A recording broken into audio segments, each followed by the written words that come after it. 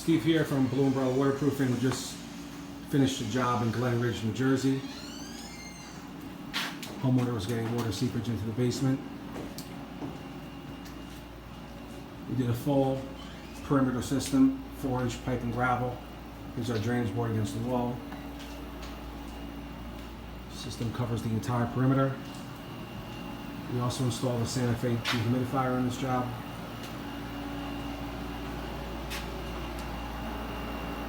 This unit removes 70 pints a day of water.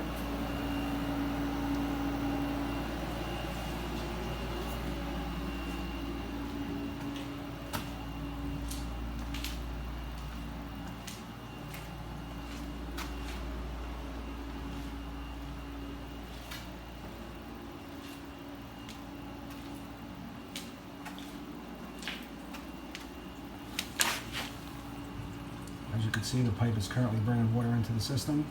There's a check valve.